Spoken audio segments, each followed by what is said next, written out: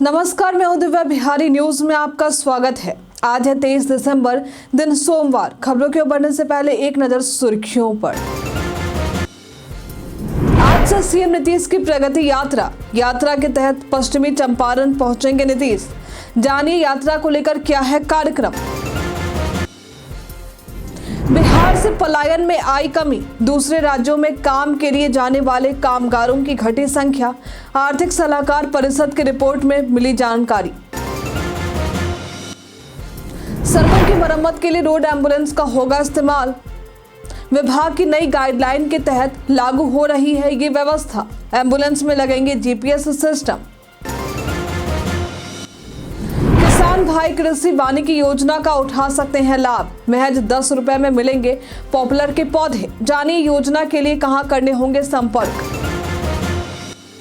Bihari birthday special में आज बात होगी रामवृक्ष बेनीपुरी की। क्रांतिकारी दुनिया और हिंदी जगत में चर्चित नाम है रामवृक्ष बेनीपुरी का।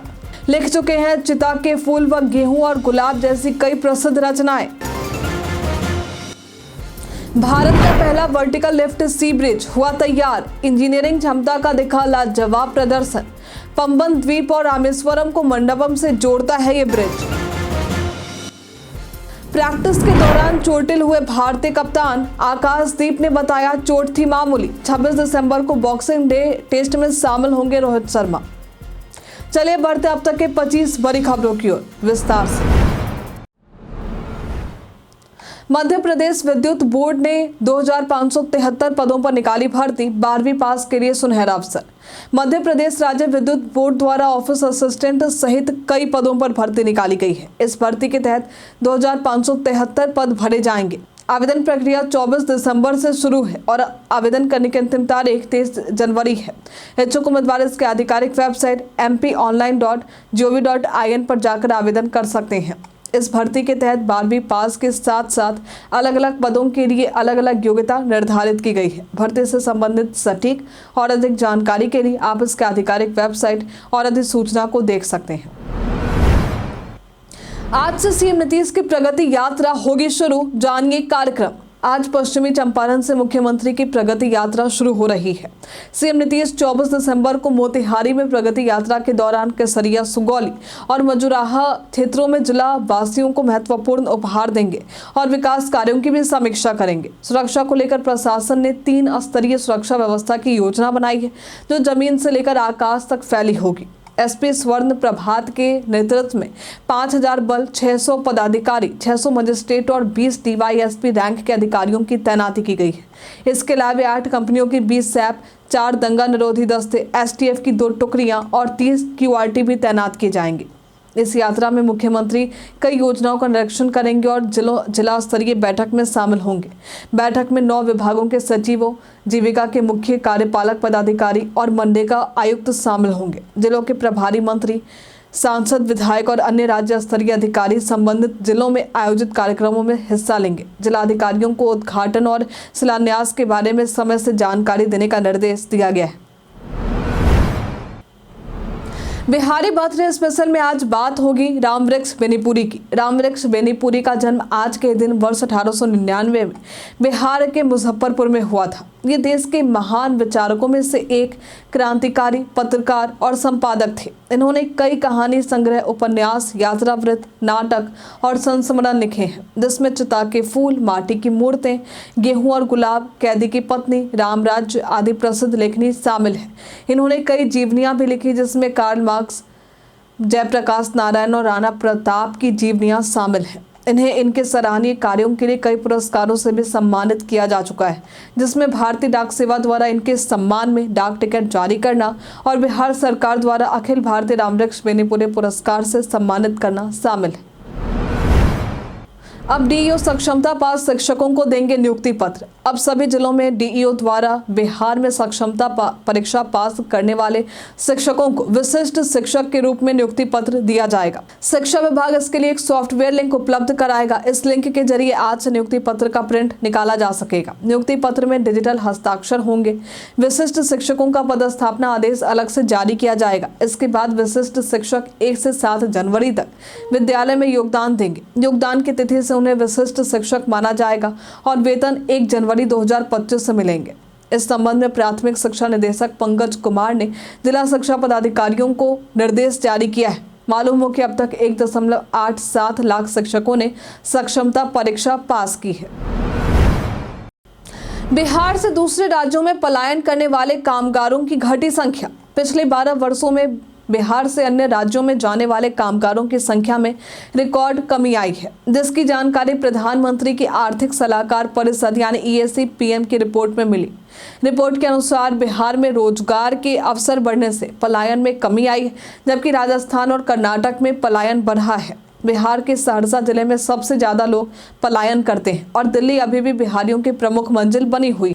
2011 में 45.57 करोड़ प्रवासी कामगार थे, जो 2023 में घटकर 40.20 करोड़ रह गए, जिससे प्रवासी कामगारों की संख्या में 12% की कमी आई है।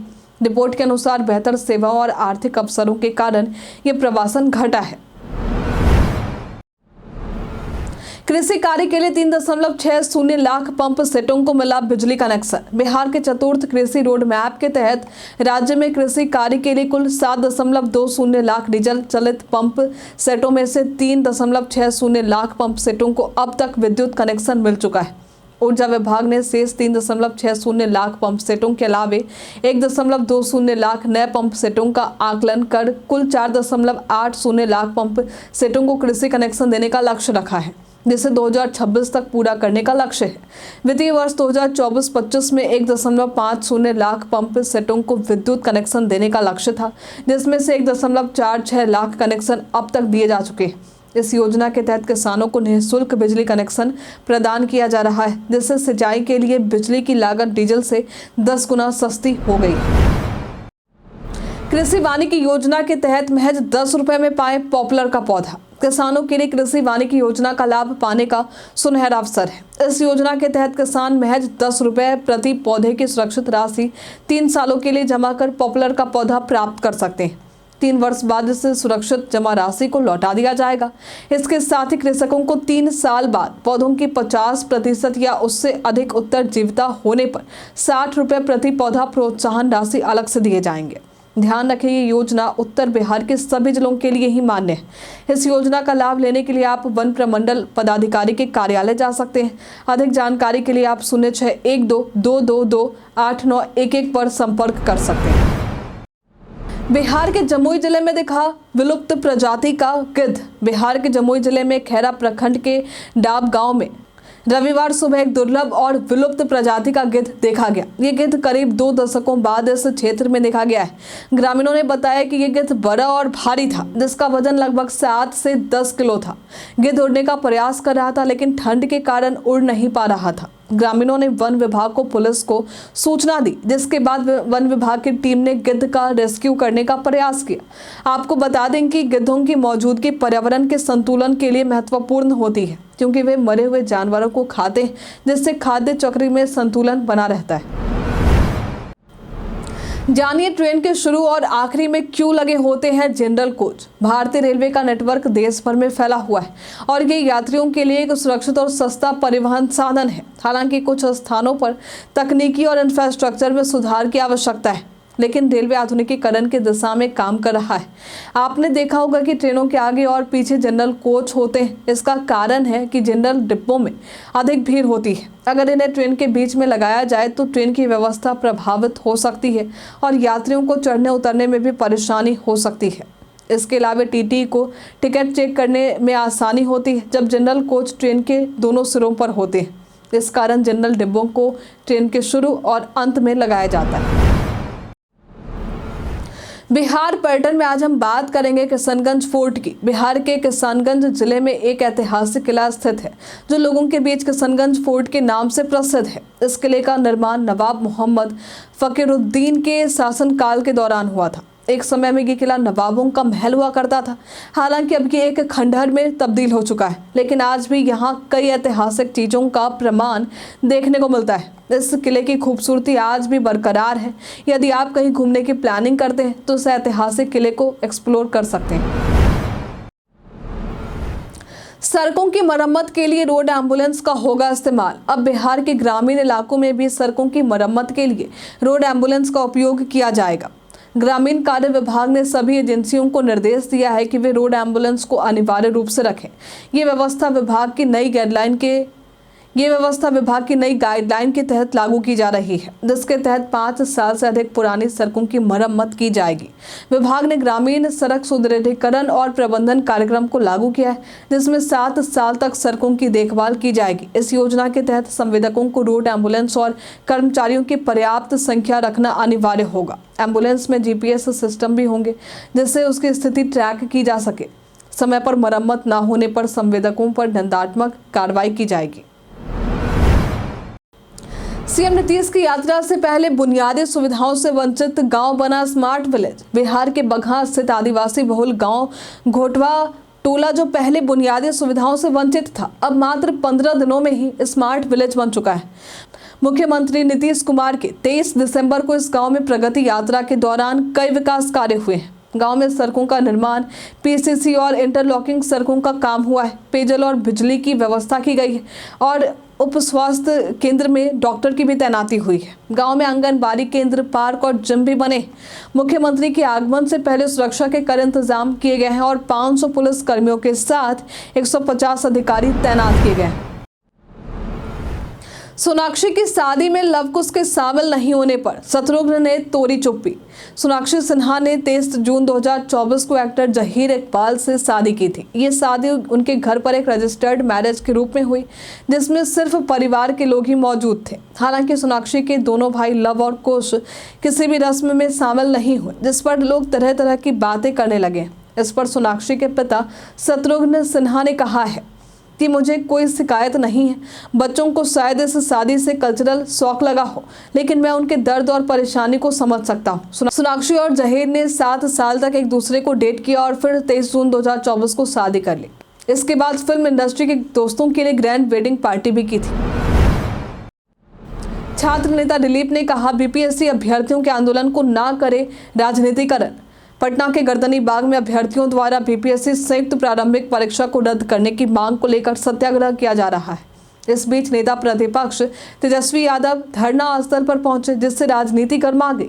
छात्र नेता दिलीप कुमार ने इस आंदोलन का राजनीतिकरण नहीं करने की अपील की है। उन्होंने कहा है कि आंदोलन में किसी भी राजनीतिक दल का या कोचिंग संचालक का शामिल होना उचित नहीं है, क्योंकि इससे सरकार को आंदोलन को मोड़ने का मौका मिलता है। दिलीप ने कहा है कि वे अभ्यर्थियों की मांग के समर्थन में है, लेकिन आंदोलन को राजनीतिक रंग नहीं देना चाहिए और नेताओं को BPSC कार्यालय के सामने जाकर प्रदर्शन करने की सलाह दी। घर बैठे अपने स्मार्टफोन से वोटर ID कार्ड के लिए करें अप्लाई। वोटर ID कार्ड बनवाने के लिए अब आपको सरकारी दफ्तरों के चक्कर नहीं काटने पड़ेंगे। आप अपने स्मार्टफोन से ही ऑनलाइन आवेदन कर सकते हैं। इसके लिए चुनाव आयोग की वेबसाइट पर जाएं और नेशनल वोटर्स सर्विसेज पोर्टल पर क्लिक करें। फिर रजिस्ट्रेशन ऑफ न्यू वोटर पर टैप करें और फॉर्म 6 डाउनलोड करें। इसमें अपनी जानकारी भरकर सबमिट करें। इसके बाद आपको अपनी ईमेल ID पर एक लिंक मिलेगा, जिससे आप आवेदन की स्थिति ट्रैक कर सकते हैं। आवेदन पूरा करने के बाद आपका वोटर ID कार्ड लगभग 10 दिनों में आपके घर पहुंच जाएगा। ये प्रक्रिया बहुत आसान है और घर बैठे ही वोटर ID प्राप्त किया जा सकता है। टेलीकॉम और नेटवर्किंग इंडस्ट्री में करियर की तलाश कर रहे युवाओं के लिए है सुनहरा अवसर। अगर आप टेलीकॉम और नेटवर्किंग इंडस्ट्री में एक रोमांचक करियर की तलाश कर रहे हैं, तो ये खबर आपके काम की है। दरअसल बिहार कौशल विकास मिशन आपको ऑप्टिकल फाइबर तकनीशियन कोर्स में रोजगारपरक कौशल प्रशिक्षण दे रहा है। इस कोर्स की अवधि 540 घंटे है। इस कोर्स के तहत उम्मीदवारों की न्यूनतम आयु सीमा 17 वर्ष होनी चाहिए। अगर आप भी प्रशिक्षण लेना चाहते हैं तो उसमें नामांकन करवा सकते हैं। इसके लिए आपको इसकी आधिकारिक वेबसाइट skillmissionbihar.org पर जाना होगा। इससे संबंधित सटीक और अधिक जानकारी के लिए आप इसी वेबसाइट पर जाएं या आप इसके कॉल सेंटर नंबर 1800-296-5656 पर वर्किंग डे में सुबह 10 बजे से शाम के 6 बजे तक कॉल कर सकते हैं। नए साल से पहले बारिश की है संभावना। बिहार में सुबह और शाम में ठंड का सामना करना पड़ रहा है। हालांकि दोपहर में धूप खिलने से लोगों को राहत मिल रही है। नए साल से पहले प्रदेश में कुछ जगहों पर बारिश की संभावना जताई जा रही है। प्रदेश में आज का मौसम शुष्क रहने की संभावना है। वहीं प्रदेश के अधिकांश जगहों पर हल्के से मध्यम स्तर का कुहासा छाए रहने की संभावना है। प्रदेश में आज का अधिकतम तापमान 24 से 26 डिग्री और न्यूनतम तापमान 10 से 12 डिग्री रहने की संभावना जताई गई है। भारत का पहला वर्टिकल लेफ्ट सी ब्रिज तैयार। भारतीय रेलवे ने पंबन ब्रिज का निर्माण पूरा कर अपनी इंजीनियरिंग क्षमता का बखूबी प्रदर्शन किया है। ये भारत का पहला वर्टिकल लेफ्ट सी ब्रिज है जो पंबन द्वीप और रामेश्वरम को मंडपम से जोड़ता है। 2.05 किलोमीटर लंबा ये पुल 100 स्पैन और 63 मीटर के नेविगेशनल स्पैन के साथ डिजाइन किया गया है। इसमें आधुनिक इलेक्ट्रोमैकेनिकल प्रणाली का उपयोग किया गया है जो ट्रेन संचालन और जहाज़ों की आवाजाही के बीच समन्वय करता है। पुराने पुल की तुलना में नए पुल की ऊंचाई 3 मीटर अधिक है जो समृद्ध तल से 22 मीटर की वायु निकासी प्रदान करता है। ये पुल पर्यटकों और तीर्थयात्रियों के लिए भी आकर्षण का केंद्र है। बीपीएससी अधिकारियों की समस्या के समाधान के लिए तेजस्वी ने सीएम को लिखा पत्र। बीते दिन नेता प्रतिपक्ष तेजस्वी यादव ने मुख्यमंत्री नीतीश कुमार को पत्र लिखा है। इस पत्र में उन्होंने बीपीएससी परीक्षा में अभ्यर्थियों की समस्याओं का समाधान करने का आग्रह किया। उन्होंने कहा कि पहले भी उन्होंने बीपीएससी की 70वीं संयुक्त प्रारंभिक परीक्षा में कदाचार के मुद्दे पर ध्यान आकर्षित किया था, लेकिन आयोग की हठ धर्मिता और भ्रष्टाचार के कारण समस्याओं का समाधान नहीं हुआ। तेजस्वी ने मांग की है कि परीक्षा को पूरी तरह से रद्द कर पुनः आयोजित किया जाए, क्योंकि कई केंद्रों पर कदाचार हुए हैं और कुछ अभ्यर्थियों को परीक्षा फॉर्म भरने का मौका भी नहीं मिला है। उन्होंने निष्पक्ष जांच की भी मांग की और सरकार से धरना दे रहे अभ्यर्थियों की समस्या का समाधान करने की अपील की। डिप्टी सीएम सम्राट चौधरी ने कहा, बीपीएससी पेपर लीक का सबूत लाएं, 2 मिनट में सरकार लेगी फैसला। पटना के गर्दनी बाग में 70वीं बीपीएससी की प्रारंभिक परीक्षा को दोबारा कराने की मांग को लेकर अभ्यर्थियों का लगातार धरना प्रदर्शन देखने को मिल रहा है। अब इसी बीच उप मुख्यमंत्री सम्राट चौधरी ने बयान दिया है कि यदि कोई पेपर लीक का सबूत लाता है तो सरकार 2 मिनट में फैसला करेगी। उन्होंने कहा कि अब तक जांच में पेपर लीक का कोई मामला सामने नहीं आया है। केवल एक सेंटर पर तकनीकी कारणों से परीक्षा रद्द की गई थी। बीपीएससी ने भी पुष्टि की कि 13 दिसंबर को पटना के बापू भवन परीक्षा केंद्र पर कुछ छात्रों ने प्रश्न पत्र की देरी और सील टूटी होने का आरोप लगाया था, जिसके बाद आयोग ने निर्णय लिया कि प्रभावित छात्रों को फिर से परीक्षा का अवसर दिया जाएगा। निजी कार्यक्रम में शामिल हुए लालू ने सीएम नीतीश की यात्रा पर दी प्रतिक्रिया। रोहतास जिले के दावथ प्रखंड के बभनौल में एक शादी समारोह में शामिल होने राजद सुप्रीमो लालू प्रसाद यादव पहुंचे। इस दौरान उनके साथ पूर्व मंत्री अब्दुल बारी सिद्दीकी, सांसद सुधाकर सिंह और विधायक राजेश गुप्ता भी मौजूद थे। इस दौरान जब उनसे सीएम नीतीश कुमार की प्रगति यात्रा के बारे में पूछा गया तो लालू प्रसाद यादव ने कहा कि उन्हें यात्रा पर जाने दीजिए, वे हमेशा इस तरह की यात्रा करते रहते हैं, इसका कोई खास महत्व नहीं है। आपको बता दें कि राजद नेता और अल्पसंख्यक आयोग के पूर्व अध्यक्ष कबूल खान के बेटे की शादी में शामिल होने के लिए लालू यादव बभनौल पहुंचे थे, जहां उनके स्वागत के लिए राजद कार्यकर्ताओं की भीड़ उमड़ी और जमकर नारेबाजी की। प्रैक्टिस के दौरान चोटिल हुए भारतीय कप्तान रोहित अब पूरी तरह फिट। रविवार को मेलबर्न में नेट प्रैक्टिस के दौरान भारतीय क्रिकेट टीम के कप्तान रोहित शर्मा चोटिल हो गए थे। बल्लेबाजी करते वक्त उनके घुटने में चोट लग गई थी, जिसके बाद उन्होंने प्रैक्टिस छोड़ दी। इस घटना के बाद उनकी चोट की गंभीरता को लेकर चिंता जताई जा रही थी। हालांकि टीम इंडिया के खिलाड़ी आकाशदीप ने कहा कि ये मामूली चोट थी जो खेलते वक्त सामान्य रूप से होती है। आकाशदीप के मुताबिक गेंद थोड़ी लो रह रही थी, जिसके कारण रोहित को चोट लगी, लेकिन ये कोई बड़ी समस्या नहीं है। अब रोहित शर्मा पूरी तरह से फिट हैं और 26 दिसंबर से शुरू हो रहे बॉक्सिंग डे टेस्ट में खेलेंगे। कई कारणों से दर्ज है भारत के इतिहास में आज की तारीख। आज के दिन वर्ष 2008 में विख्यात कथाकार गोविंद मिश्र को उनके उपन्यास कोहरे के कैद रंग के लिए हिंदी भाषा के साहित्य अकादमी पुरस्कार 2008 से नवाजा गया था। आज के दिन वर्ष 2000 में कलकत्ता का नाम बदलकर आधिकारिक रूप से कोलकाता किया गया था। आज के दिन वर्ष 1968 में मौसम संबंधी देश के पहले रॉकेट मेनका का सफल प्रक्षेपण हुआ था। आज के दिन वर्ष 1899 में रामवृक्ष बेनीपुरी का जन्म हुआ था। ये देश के प्रसिद्ध उपन्यासकार और क्रांतिकारी थे। आज देश भर में 45 जगहों पर रोजगार मेले का हो रहा है आयोजन। आज देश भर में 45 स्थलों पर रोजगार मेले का आयोजन किया जा रहा है। इस आयोजन के दौरान पीएम मोदी 71,000 से अधिक युवाओं को नियुक्ति पत्र देंगे। ये मेला प्रधानमंत्री की रोजगार सृजन की प्रतिबद्धता का हिस्सा है और युवाओं को आत्म सशक्तिकरण के अवसर प्रदान करेगा। रोजगार मेलों के जरिए केंद्र सरकार के विभिन्न मंत्रालयों जैसे गृह मंत्रालय, डाक विभाग, स्वास्थ्य मंत्रालय, वित्तीय सेवा विभाग आदि से नौकरियां दी जाएंगी। इसके अलावा आत्मनिर्भर भारत पैकेज के तहत कई योजनाओं से रोजगार के अवसर बढ़ाए जा रहे हैं, जिसमें आत्मनिर्भर भारत रोजगार योजना, पीएम मुद्रा योजना और पीएम स्वनिधि योजना आदि शामिल है। इंडिया पोस्ट द्वारा लकी ड्रॉ का किया जा रहा है आयोजन, जानिए क्या है इसकी सच्चाई। इंडिया पोस्ट ऑफिस के नाम से लोगों को लकी ड्रॉ के नाम पर झांसा दिया जा रहा है, जहां इंडिया पोस्ट ऑफिस के 170वें सालगिरह के उपलक्ष्य में लोगों को गिफ्ट जीतने की बात कही जा रही है और अवार्ड लेने के लिए लिंक पर क्लिक करने की बात कही जा रही है। लेकिन आपको बता दें कि इंडिया पोस्ट ऑफिस की तरफ से ऐसी कोई लकी ड्रॉ का आयोजन नहीं किया गया है। ये पूरी तरह से फर्जी ऐसे फर्जी खबरों से सावधान रहे। पीआईबी फैक्ट चेक ने इस खबर को शेयर करते हुए जानकारी दी।